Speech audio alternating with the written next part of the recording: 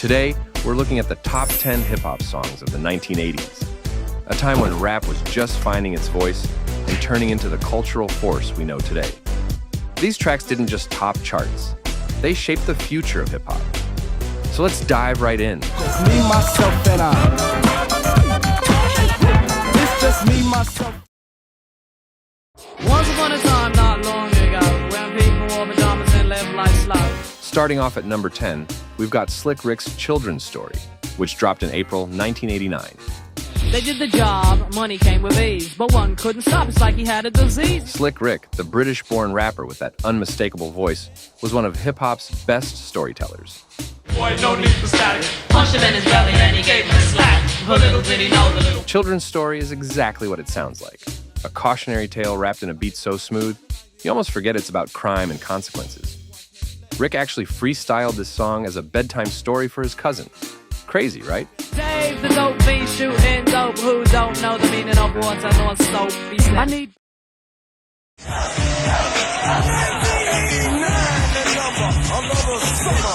Coming in at number 9, it's Public Enemy's Fight the Power, released in June 1989.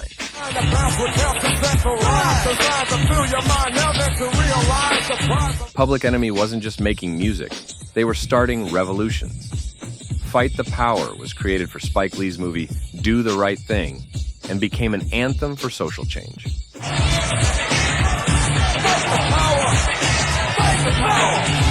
Chuck D called it a call to arms. And with that powerful beat and iconic chorus, it still hits just as hard today.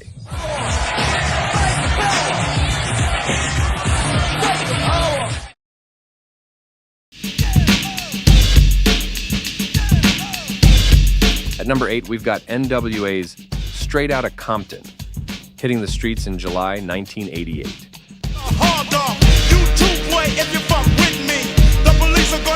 If hip-hop had a turning point, this was it.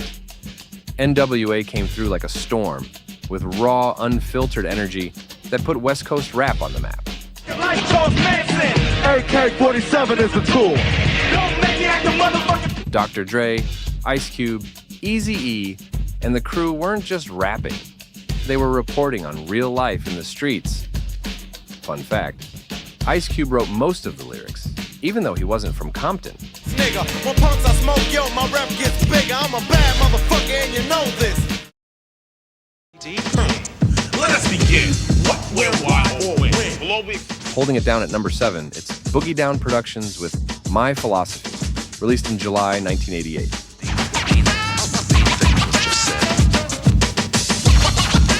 KRS-One dropped knowledge on this track, making My Philosophy one of hip-hop's first truly introspective songs.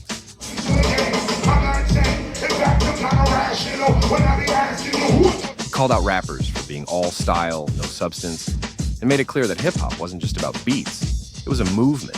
And that bass line, absolute classic. First man from an intelligent brown man, a vegetarian, no go or ham. This is a journey into sound. Coming in at number 6, we've got Eric B. and Rakim's Paid in Full, released in July 1987.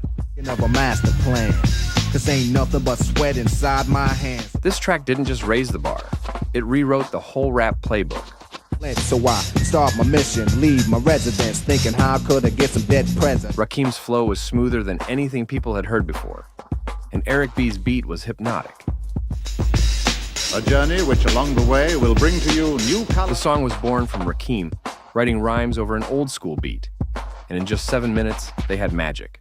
Thinking of a master plan, 'cause ain't nothing but sweat inside my hands. So I... All right, before we hit the top 5, I want to hear from you. What's your favorite 80s hip-hop track?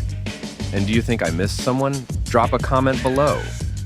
And hey, if you're enjoying this trip down memory lane, hit that like button and subscribe. It really helps the channel. Thanks for all the support.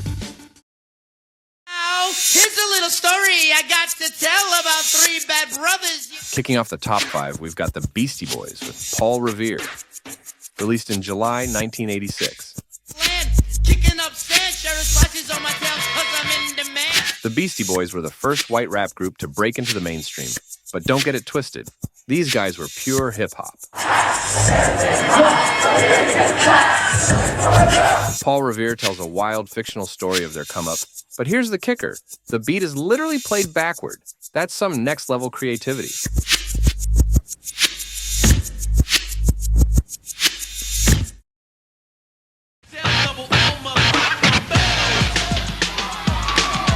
Coming in at number 4, it's LL Cool J with Rock the Bells, dropping in May 1985.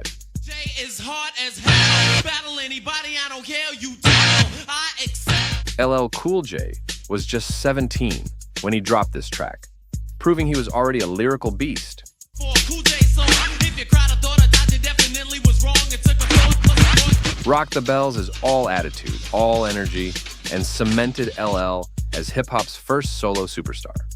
Plus, that relentless beat, pure fire. Hell gonna rock the bells, or you washed up rappers wanna do this well. Rock the bells. And it goes a little something like this. At number 3, we've got Run-D.M.C. with It's Like That, released in July 1983.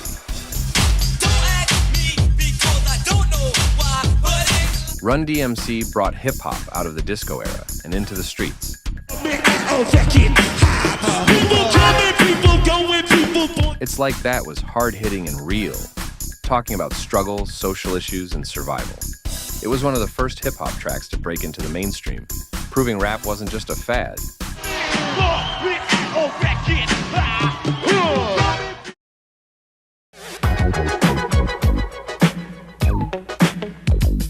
Coming in hot at number 2, it's Grandmaster Flash and the Furious 5 with The Message, released in July 1982.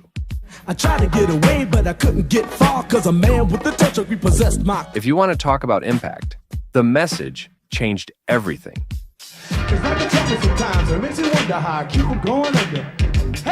It was the first major rap song to talk about real struggles, from poverty to crime.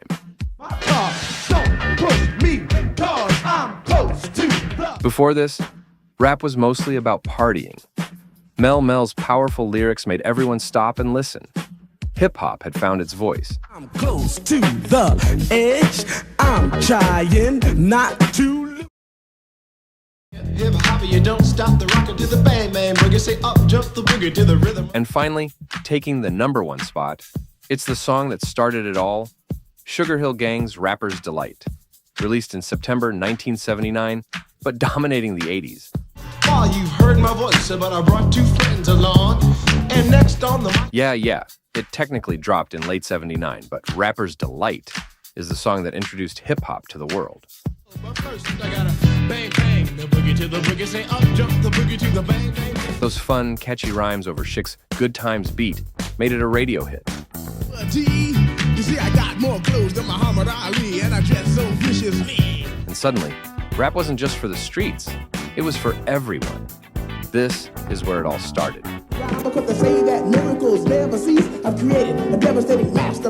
These tracks defined an era of great rhymes, beats, and stories. Their impact on hip-hop still echoes today, proving the 1980s was truly an amazing time for music. Once upon a time, not long ago, when people wore pajamas and lived like slaves.